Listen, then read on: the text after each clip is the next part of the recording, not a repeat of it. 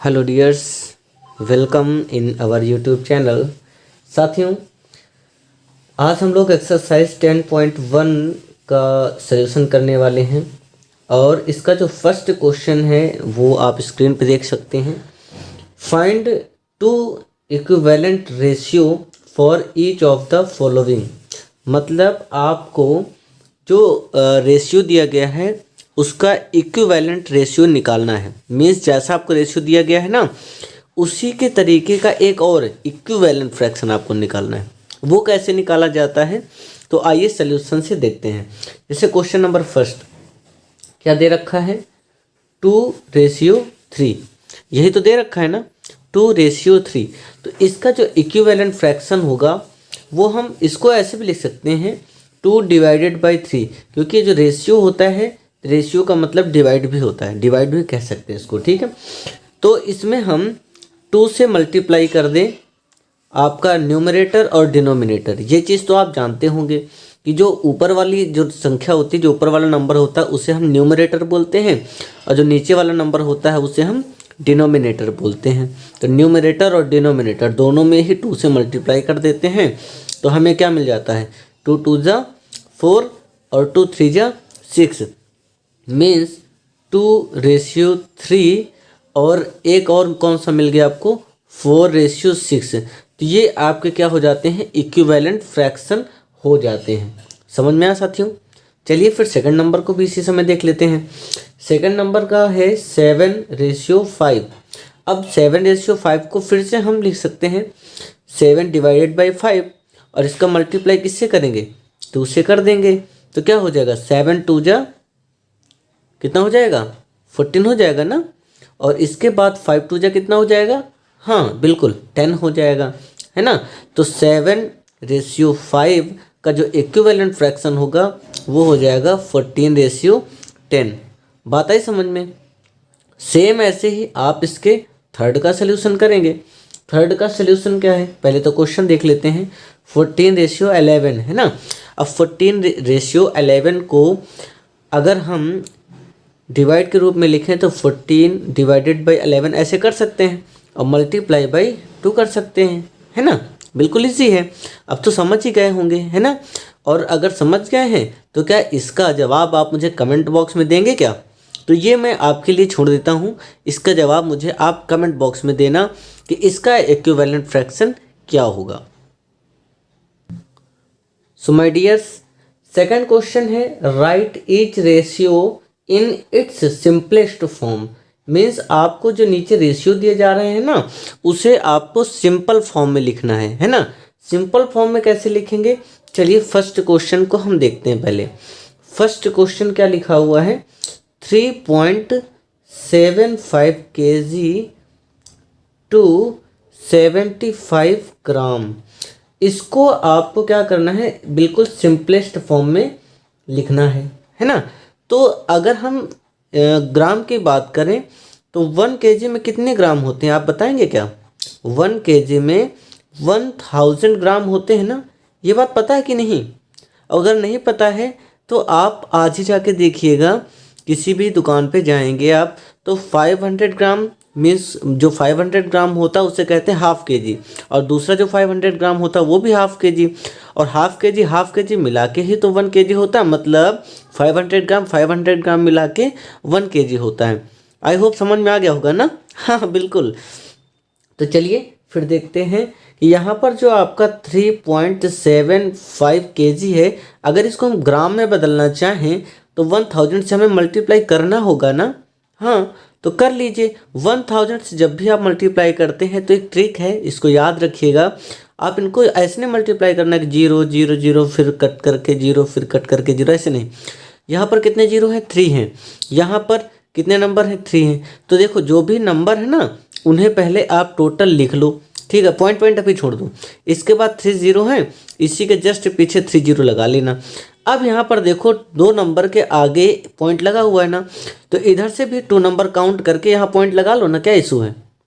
कितना ईजी है ना। तो कितना आया देखो, ये 375, इसके बाद 0 और पॉइंट के बाद डबल 0 आ गया। तो अगर पॉइंट के बाद 0 है तो इसकी कोई काउंटिंग है क्या, कोई काउंटिंग नहीं। तो मीन्स हमारे पास एक्चुअल नंबर क्या आ गया, 3750 ग्राम, है ना, ये आ गया मेरे पास। तो अब हम इसको लिख सकते हैं ना 3750 ग्राम, और किसमें 75 ग्राम में रेशियो निकालना था, ये तो बोला था। तो दोनों ग्राम में हो गए कि नहीं हो गए, ये भी ग्राम में है, ये भी ग्राम में है। अब इसका रेशियो निकालेंगे, तो मैंने बताया आपको इसको डिवाइड रूप में भी तो लिख सकते हो ना। तो ये हो जाएगा 3750 और डिवाइडेड बाय 75, है ना। अब अगर इसको हम डिवाइड करना चाहें तो दोनों नंबर, ऐसे कौन सी संख्या है या ऐसा कौन सा नंबर जिससे दोनों कट जाएं, तो आप अगर 75 से डिवाइड करेंगे ना तो ये टोटली नंबर डिवाइड हो जाएगा, मतलब भाज्य हो जाएगा, कट जाएगा, ठीक है। वो कैसे देखते हैं, तो 75 को अगर हम 3750 को डिवाइड करें 75 से तो कितनी टाइम जाएगा, तो ये जाएगा आपका 5 टाइम। 5 टाइम लेके जाओ तो कितना आ जाएगा आपका 375 आ जाएगा, मल्टीप्लाई करके आप देख सकते हैं, है ना। इसके बाद इससे जब सब्ट्रैक्ट हो जाएगा तो ये सारा कुछ क्या हो जाएगा, जीरो हो जाएगा। एक्स्ट्रा वाला जीरो तो वो भी उतार लेंगे, लेकिन जो एक्स्ट्रा जीरो होता है ना वो यहाँ पर भी हम लगा देते हैं, ठीक है ना, क्योंकि अब इससे ज़्यादा जाना है नहीं, तो इस वजह से ये वाला जीरो भी हम यहाँ पर लिख लेते हैं। मीन्स कितना आया 50 आ गया, तो ऊपर हमारा तो 50 आ गया, लेकिन नीचे कितना है 75 का जब हम डिवाइड करेंगे 75 से तो 1 टाइम ही तो जाएगा, तो 75 आएगा, तो 75 में से 75 सब्ट्रैक्ट हो गया तो कितना बचेगा, तो 1 बचेगा। तो अच्छा इसका रेशियो कितना बना फिर, तो रेशियो आपका कितना बन जाएगा 50:1, और यही आपका आंसर हो जाएगा। था ना कितना इजी, आपको हार्ड तो नहीं लग रहा, वेरी इजी था। तो चलिए फिर क्वेश्चन नंबर 2 देखते हैं। सेकंड क्वेश्चन क्या कहता है, सेकंड क्वेश्चन है 90 सेंटीमीटर टू 1.5 मीटर, है ना, इनका रेशियो आपको निकालना है। तो अब इसका भी रेशियो निकालने के लिए सबसे पहले तो हमें ये जानना जरूरी है कि 1 मीटर में सेंटीमीटर कितने होते हैं। ये बात मालूम है कि आपको मालूम होना चाहिए ना। तो वो जो 1 मीटर होता है उसमें आपके 100 सेंटीमीटर होते। अच्छा सेंटीमीटर्स तो आपको पता ही आपकी स्केल में होते हैं ना, जो आपकी स्मॉल स्केल होती है वो कितने की होती है 15 की होती है ना, 15 सेंटीमीटर की, और जो आपकी लॉन्ग वाली होती है वो कितनी की होती है, तो 13 सेंटीमीटर की होती है। तो जो 13 सेंटीमीटर की स्केल है अगर उसे आप 3 टाइम मापोगे, तो 3 टाइम मापोगे तो समझो इधर आपका हो गया वहाँ पर 30 को अगर हम 3 बार उसको मापें तो 3 3 जा 9, तो 90 सेंटीमीटर ये और प्लस 10 सेंटीमीटर और माप लेना तो हो जाएगा कि नहीं 100 सेंटीमीटर, है ना। अभी जस्ट करके देखो ज़रा, तो ये हो जाएगा 100 सेंटीमीटर। वीडियो पुश करो और इसके बाद माप के देखो और फिर देखना वो 1 मीटर होता है या नहीं, 1 मीटर होता है या नहीं। तो 1 मीटर में 100 सेंटीमीटर हो जाता है, ये बात कंफर्म हो जाएगी तो आप कभी भूलोगे नहीं, ठीक है। तो 1 मीटर में 100 सेंटीमीटर हो गया। अब यहाँ पर क्या दे रखा है 1.5 मीटर दे रखा है, तो इसे पहले हम सेंटीमीटर में बदल लें, है ना, बदल लें, कोई इशू तो नहीं है ना। तो चलो फिर 1.5 को हम अगर 100 से मल्टीप्लाई कर दें तो हमारा सेंटीमीटर में चेंज हो जाएगा ना, क्योंकि देखो 90 सेंटीमीटर है ना, इस वजह से हम इसको भी सेंटीमीटर में चेंज कर लेंगे, या फिर आप इसे मीटर में चेंज करो, है ना। मतलब दोनों की जो वैल्यू है वो सेम होनी चाहिए। अगर ये मीटर में है ये भी मीटर में होना चाहिए, ये सेंटीमीटर में है तो ये भी सेंटीमीटर में होना चाहिए। तो चलो फिर मल्टीप्लाई करते हैं। तो 2 जीरो हैं, तो पहले तो मैंने आपको बताया जो नंबर थे वो लिख लो, इसके पीछे जितने जीरो थे वो जीरो लिख लो, कोई इशू तो है नहीं। इसके बाद 1 नंबर के आगे ही तो पॉइंट है, तो यहाँ भी 1 नंबर के आगे पॉइंट लगा देना, तो कितना हो जाएगा 150 आएगा ना। और ये क्या निकल के आया हुआ है, ये आया हुआ है आपका सेंटीमीटर ना। तो यहाँ पे हो गया 90 सेंटीमीटर। अब रेशियो किसका बनाना है 150 सेंटीमीटर का बनाना है। आई होप समझ में आ रहा होगा ना, 90 सेंटीमीटर रेशियो 150 सेंटीमीटर। अब इसे आप वही सेम डिविजिबल मेथड है ना, डिवाइड करके लिख सकते हो। तो 0 से 0 यहाँ पर आप कैंसिल कर सकते हो, ठीक है ना। डिवाइड में 0 से 0 आपके कट जाएंगे, डिवाइड हो जाएंगे। अब मुझे बताओ इन दोनों रेशियो को काटने के लिए हम कौन से नंबर से डिवाइड करते हैं। तो हम 3 से इसको डिवाइड कर सकते हैं ना, और चाहते तो आप 30 से भी डिवाइड कर देते तो 0 भी हट जाता है ना। चलो अच्छा 3 से अगर डिवाइड करते तो 3 3 जा होता है 9, और यहाँ कितना हो जाएगा 3 5 जा, हाँ बिल्कुल 3 5 जा हो जाएगा 15। तो रेशियो क्या निकल के आया 3:5 है ना। तो ये हो जाएगा आंसर। समझ में आया ना, मज़ा आ रहा है कि नहीं। मैथ आपको हार्ड तो नहीं लग रही, और हार्ड लगना भी नहीं चाहिए, ठीक है ना, क्योंकि आप जुड़े हैं मौर्य A to Z के साथ। तो जुड़े रहें, मस्ती से पढ़ते रहें। चलिए फिर नेक्स्ट क्वेश्चन देखते हैं। क्वेश्चन 3 कहता है, क्वेश्चन 3 बोलता है कि 36 मिनट्स है ना, 36 मिनट्स टू एन आवर ना, ये तो बोल रहा है एन आवर मतलब 1 घंटा ना। मतलब आपको किस किस के बीच में रेशियो निकालना है, 36 मिनट और 1 घंटे के बीच में आपको क्या निकालना है, रेशियो निकालना है। तो पहले हमारा जो 1 आवर है इसको हम मिनट में चेंज कर लें क्या। अच्छा मुझे बताओ जरा 1 आवर में कितने मिनट होते हैं, 60 मिनट होते हैं ना, ये बात पता है आपको।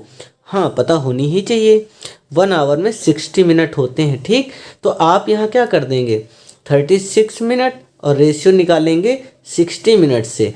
तो आप यहाँ पर 36 डिवाइडेड बाय 60 कर देंगे, है ना। सॉल्व कर लेंगे आप कि मैं ही सॉल्व करूँ। चलो अच्छा इसको सॉल्व कर देता हूँ, आगे वाले आप करना, ठीक है। तो यहाँ से अगर हम इसको कितने से डिवाइड कर दें, 6 से कर दें। चलो 6 से कर देते हैं, तो कितना निकल के आएगा, ये हो जाएगा 6 6 जा 36, इस 6 10 जा 60 हो जाएगा। अभी फिर से डिवाइड हो जाएगा ना, किस चीज़ से डिवाइड हो जाएगा, 2 से डिवाइड हो जाएगा। तो चलिए फिर से 2 से डिवाइड कर देते, तो कितना आ जाएगा 2 3 जा 6 और 2 5 जा 10। मतलब रेशियो क्या निकल के आया 2:5 निकल के आया, कितना सॉरी 3:5 निकल के आया। समझ में आया आपको। तो ये हो जाएगा आपका आंसर। इसके बाद आपका क्वेश्चन नंबर 4 आ रहा है ना। क्वेश्चन नंबर 4 देखिए जरा आप, क्वेश्चन नंबर 4 क्या बोलता है। क्वेश्चन नंबर 4 है आपका 125 ml 2 लीटर। अब मुझे आप बताइए कि 1 लीटर में कितने मिलीलीटर होते हैं, 1 लीटर में कितने मिलीलीटर होते हैं। आपने सुना होगा ना 1000 मिलीलीटर होते हैं, है कि नहीं। 200 ml 300 ml 500 ml ये सब सुना है ना। तो 1 लीटर में 1000 ml होते हैं। तो चलो इसको कैसे लगाओगे, तो ये हो जाएगा 125 ml रेशियो बना लीजिए। तो 2 का जब हम 1000 से मल्टीप्लाई करेंगे तो सीधा सीधा 2000 आएगा। तो यहाँ पर आप 2000 कर लेंगे। अगर इसका आप डिविजिबल निकालेंगे तो 125 डिवाइड बाई 2000। अब मुझे बताइए आप ऐसे कौन से नंबर से डिवाइड करें कि दोनों आपके क्रॉस हो जाएं, मीन्स कट जाएं। आप मुझे इसका सलूशन कमेंट बॉक्स में दीजिएगा। हुआ है 5। क्वेश्चन नंबर 5 में क्या लिखा हुआ है 60 पैसे, है ना, 60 पैसे टू 4 रुपीज़, मतलब 60 पैसे और 4 रुपीज़ का निकालना है। तो अच्छा मुझे बताइए आप 1 रुपये में कितने पैसे होते हैं, ये तो आपको पता ही होगा 100 पैसे होते हैं, है ना। तो मुझे बताओ फिर 4 रुपये में कितने पैसे होने चाहिए, तो 4 × 100 हो जाएगा। तो हो जाएगा आपका 400 पैसे ना। तो रेशियो किस चीज़ का निकालना है, 60 पैसे का और 400 पैसे का निकालना है ना रेशियो।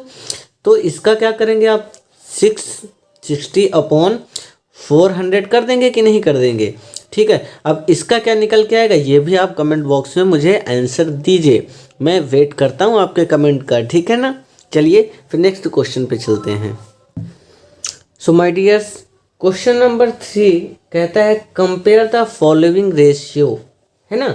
जो आपके रेशियो दे रखा है, रेशियंस दे रखा है, उसे आपको कंपेयर करना है और ये बताना है कि कौन सा रेशियो छोटा या बड़ा या फिर बराबर, है ना। छोटा बड़ा या बराबर बताने का आपको तो पता ही है ना। अगर कोई नंबर आपका बड़ा या छोटा होता है तो आपके ऐसे कुछ सिंबल्स लगते हैं ना, इक्वलेशन और या फिर ग्रेटर देन या लेस देन, ऐसे कुछ सिंबल्स का यूज करा जाता है ना। तो उन्हीं सिंबल्स का यूज करके आपको इन रेशियो के बारे में बताना है। तो चलिए फर्स्ट क्वेश्चन पे देखते हैं, है ना। फर्स्ट में क्या लिखा हुआ है 2:5 एंड 4:7 ये लिखा हुआ है, ठीक है। तो ये जो 2:5 एंड 4:7 है, इसमें से कौन सा रेशियो बड़ा या छोटा है ये आपको बताना है, या फिर बराबर भी हो सकता है। तो मैंने आपको पहले भी सिखाया था कि इसे आप पहले तो डिविजिबल में ले लीजिए, मतलब आप इसको डिवाइड में लिख लीजिए, 2/5 लिख लेते हैं। इसको हम क्या लिख लें, 4/7 लिख लेते हैं।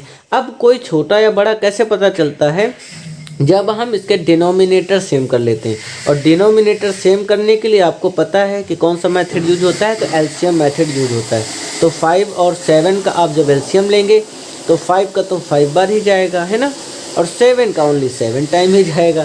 तो इसका तो कोई और तोड़ है नहीं, है ना। तो 5 7 जा कितना होता है, 5 7 जा 35 ना। तो आप यहाँ पर क्या रखेंगे, 35 रखेंगे, ठीक है। तो मुझे बताइए 5 में कौन से नंबर से मल्टीप्लाई करें कि 35 आ जाए, तो 7 से करेंगे। और अगर नीचे करेंगे ना तो ऊपर भी ज़बरदस्ती करना होता है, ये इसका थंब रूल्स है, ठीक है ना, मेथड है। अगर 7 से 2 का मल्टीप्लाई करेंगे तो मुझे बताइए आप क्या होगा, बिल्कुल 14 हो जाएगा। हाँ बिल्कुल आप सही हैं। अब 7 में किस चीज़ का मल्टीप्लाई करें कि 35 आ जाए, बताइए ज़रा सा। 5 से कर दें, हाँ तो हो जाएगा 35। तो ऊपर भी हम 5 से कर दें तो 5 4 जा कितना होता है, बोलो बोलो, हाँ 20 होता है ना। अब यहाँ पर आप छोटा या बड़ा बता सकते हैं, ठीक है। अब बताइए 14/35 बड़ा है या 20/35 बड़ा है। आपका ये रेशियो बड़ा लग रहा है ना, समझ में आ रहा है कौन सा रेशियो बड़ा है, मतलब 4:7 वाला बड़ा है।